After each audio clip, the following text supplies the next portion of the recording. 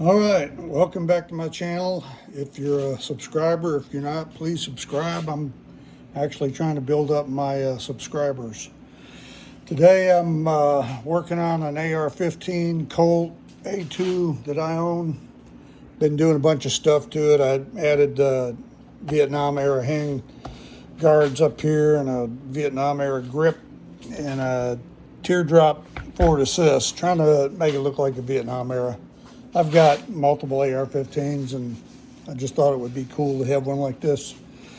Anyway, I want to talk about what I did yesterday. I installed an Atrius FRT, single-sided, paid about $200 for that thing. And of course, when I put it in, it was binding. A lot of people talk about the binding and the grabbing, and you gotta, work on your gun. Well, one guy, he ground down his Atrius to make it work. And he said he had to do a couple of them because he overdid it. I don't recommend grinding on the Atrius if you got a problem. I had a $15 mil-spec trigger in this gun. And a lot of people say you got to shave off 10 thousandths off the back of the trigger, and forgive my art. But I already got the thing in my gun. So anyway, 10 thousandths is pretty dang thin when you look at it. Anyway, I did 10 thousandths and that didn't do it. It still wanted to bind up. So I took it down to 30 thousandths, which is a big difference, and 30 thousandths did it. Some people use Dremels to do it. First I tried using a file, but that metal is so hard to file, wouldn't do nothing. So I actually just came over to my bench grinder and did it by hand. I didn't want to overdo it, so I just spun my hand around and ground it down equally, and then I polished it, and it started working.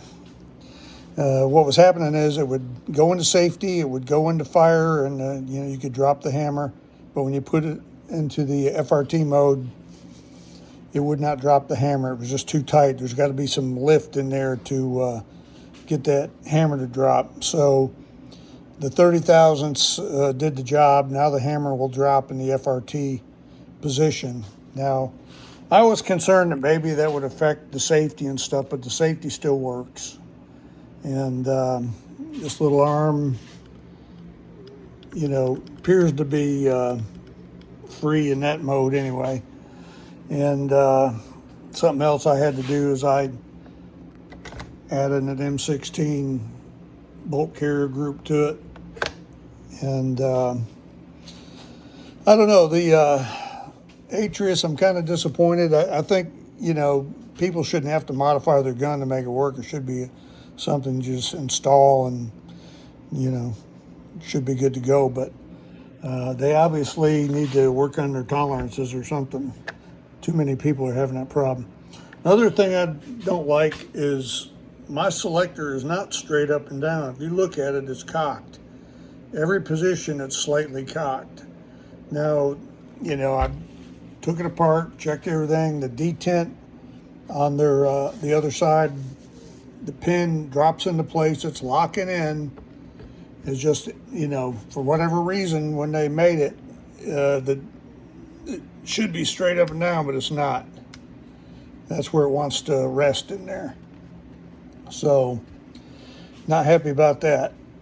And the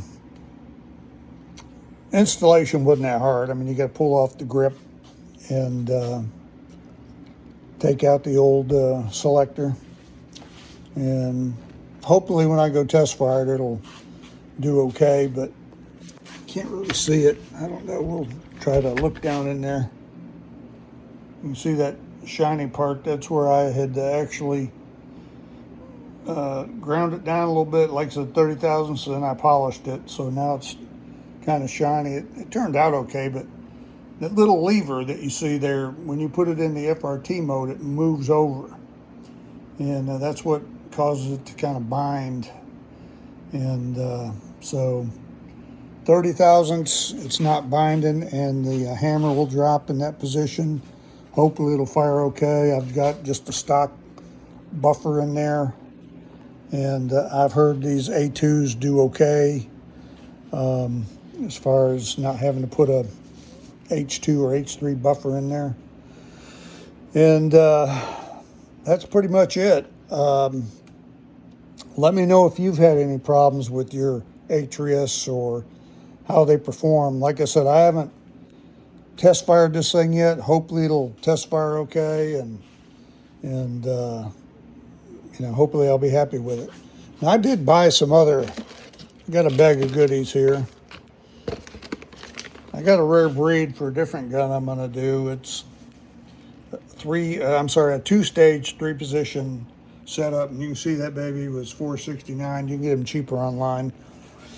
And I know everybody's down on rare breed, calling them rare greed, and I understand the frustrations, but the thing is, they fought like hell to keep these on the market and make it legal, and I don't have a problem with it.